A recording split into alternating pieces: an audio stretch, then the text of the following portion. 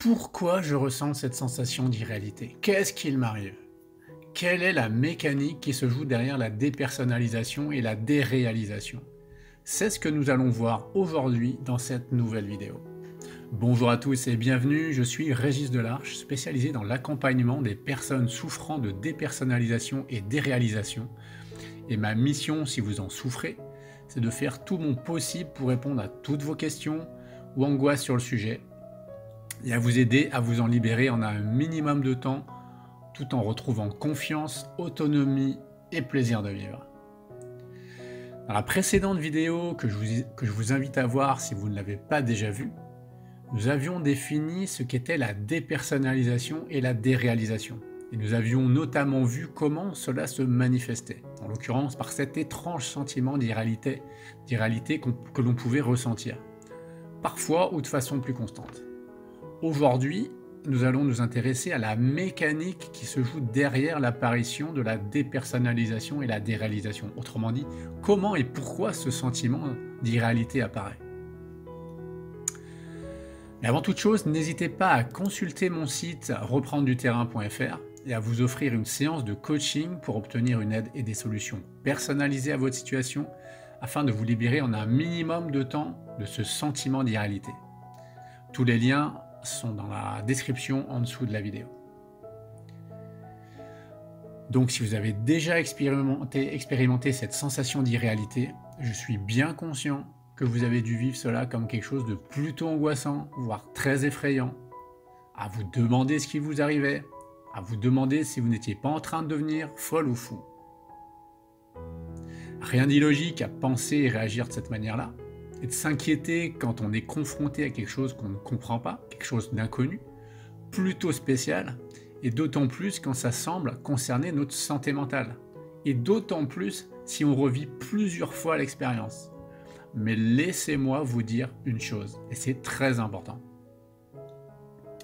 Et si cette sensation d'irréalité, ce truc bizarre qui vous agresse, si violent, si angoissant, dont vous voudriez vous débarrasser au plus vite, n'était en fait qu'un ennemi qui vous voulait du bien. Car en effet, la dépersonnalisation et la déréalisation, même si c'est quelque chose que l'on va trouver très angoissant et perturbant, ce n'est ni plus ni moins qu'un mécanisme naturel de protection. Alors peut-être allez-vous me dire « Ok, très bien Régis, mais me protéger de quoi ?» Et en plus, pas vraiment génial ce système de protection, car si pour être protégé, il faut subir ce truc hyper violent et angoissant, je préférerais ne pas être protégé du tout, ou alors changer de système de protection. Alors j'ai bien conscience que cette sensation d'irréalité est loin d'être agréable. Je me rappelle de ce que disait cette jeune femme et qui m'avait marqué. Elle disait « Je préférerais avoir un cancer ». Sous-entendu, plutôt que de continuer à être confronté à cette sensation d'irréalité, avec cette peur de rester coincé dans cette prison invisible et qui la détachait de la réalité. À l'époque, moi-même, je me disais que je ne souhaiterais pas ça à mon pire ennemi. Donc j'ai parfaitement conscience que c'est quelque chose de violent, mais pour autant, si vous ressentez cette sensation d'irréalité, je peux vous garantir que même si ça peut vous paraître paradoxal, c'est uniquement quelque chose qui vous veut du bien. Et plus précisément, c'est uniquement une réponse à un stress, à de l'anxiété, c'est un symptôme d'anxiété. En gros, notre cerveau, qui est très bien fait, pour nous protéger d'une réalité qu'il va considérer comme trop anxiogène, trop violente, trop insupportable pour nous, va déclencher en mode automatique un système visant à nous détacher de cette réalité trop violente. Comme s'il voulait nous mettre à une certaine distance pour que l'on souffre moins de la vraie réalité qui nous entoure. Et concrètement, cela va tout simplement se traduire par cette sensation d'irréalité que vous allez ressentir, que vous pouvez ressentir.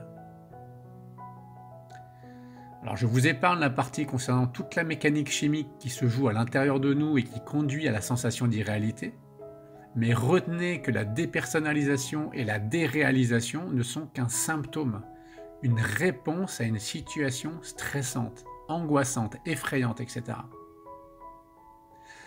Ce n'est qu'un système de protection parmi d'autres et qui est donc sans danger, qui a pour but de nous préserver.